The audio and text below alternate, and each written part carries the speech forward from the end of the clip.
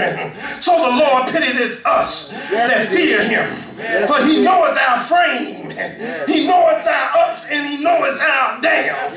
He knoweth our strong points and he knoweth our weakness. He remember that we are only dust. And at the end of this life, time will tell and show that this whole body will decay. And we already know that. God has shown and proven. I love the history channels of Egypt, talking about the old mummies and all of that. But in all of that, I realized that God is still in control. I also realized that one day, this old heart is going to stop beating. I also realized that one day, I'm going to have to make that transition. I also realized that in that day, the same Jesus, the same God that's been with me for these many years is going to be with me when I make it over. I don't care how you dress it up. Some people sing songs that it was a train coming this way. Some people said it was a chariot coming this way. Some people said, I'm going to get on board. I don't care how we symbolize it. What we're saying is that when this old tabernacle of a body fades away, my heart is going to be with me. Well, Jesus, Paul, will you tell us why the Old Testament is not as good as the New Testament? Well, one reason is in the Old Testament, the Old Covenant, it was repeated sins. And we've already talked about it. It was the killing of goats and the killing of bulls and the killing of pigeons and the killings of whatever to make a sacrifice unto God. And that was all right at that time because God ordained that. But God realized it wasn't the perfect situation. You can cover up a lot of things, but you can't get rid of it. So God was saying to himself, I need to send somebody that can do it all at one time. That I'm getting tired of the sacrifices. It's in the Bible. God said, I'm getting tired of the Israelites constantly sinning. When I bring them out of a battle, they're happy. But when I turn my back, they stop worshiping me. They don't forget that I brought them through. Look at yourself.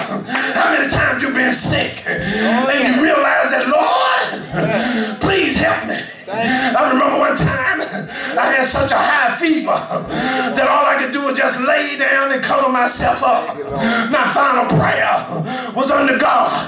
I was living in a basement of a lady's house up in Maryland. And when I turned my lights off, it was pitch black. And I love sleeping in the dark. So I prayed, Lord, my sister's not there. My family's not here. My children's not here. My wife's not here. But if I die, and I can't do nothing else, good God from Mount Zion, receive my spirit. I went to bed that night with a high fever, covered up in the blankets, sweating like a pig. Closed my eyes, and God touched me with the angel and put me to sleep. The next morning, when I thought about things, the next morning, when I started moving around, the next morning, I said, oh Lord, I don't know what happened, but I feel better than I did yesterday. The old covenant, the Israelites repeated sacrifices. But in the new covenant with Jesus, it was one and final sacrifice. In the old covenant, the blood of others was used, the blood of animals.